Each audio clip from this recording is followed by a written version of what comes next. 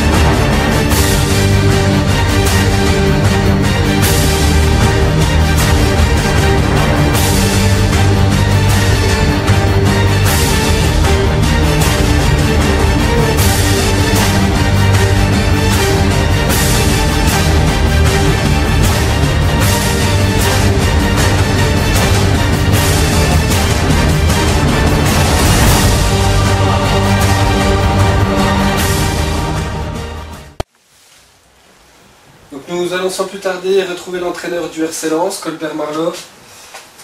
Bonsoir, merci de nous avoir rejoints. Colbert, après cette victoire sur le VHS, vous avez été mené à 0 au bout de la 30e minute de jeu. Pourtant, vous avez réussi à inscrire 3 buts à cette équipe vézoulienne. Oui, effectivement, on est mené, je crois, au bout de 10 minutes de jeu. Donc on est rentré, je vais dire, très timidement dans la partie. C'est vrai aussi que bon, on n'a pas non plus tous les jours l'habitude de jouer sur les synthétiques. Donc peut-être de ce fait mon équipe a eu du mal à rentrer. Mais bon, dans l'ensemble, je n'ai pas trop à me plaindre parce qu'on a quand même réagi de bonne facture. en mettant un très joli corner direct, Paris Saint-Germain, et puis on a réussi à mettre le deuxième but du stade en mi-temps, donc c'est ce qui nous a fait du bien pour rentrer au vestiaire. D'accord. On connaît la qualité des équipes donc réservistes de ce groupe de CFA2, comme Lille, Sochaux ou Nancy. Quelle est la philosophie du RC Lens concernant cette équipe réserve? C'est tout simplement avoir un projet de jeu, c'est de se mettre individuellement au service de l'équipe, c'est du jeu vite vers l'avant, c'est jouer le plus simplement possible, et puis surtout y trouver beaucoup d'efficacité. Eh bien écoutez, on vous souhaite une bonne fin de saison. Merci. Merci. Ça va? Donc nous retrouvons le buteur de ce soir, Johan Kossi. Johan, bonsoir. Bonsoir. Johan, après le bon résultat nul la semaine passée à Monceau-les-Mines, de partout on attendait forcément une confirmation du VHS ce soir à domicile. Votre analyse sur cette rencontre? Ben, écoutez, on a bien débuté, on a ouvert le score. Et puis après c'était dur. On prend ce but là sur corner rentrant. Après deuxième but, faute de marquage. Bon. Après voilà, quoi, juste avant la pause. Et on essaye de faire tout pour revenir. On prend ce penalty un peu Contestable. voilà quoi. Et on pousse, et puis on est 3-2, et puis voilà. On sent un joueur très déçu ce soir. Le Zoul est toujours ancré dans les profondeurs du classement.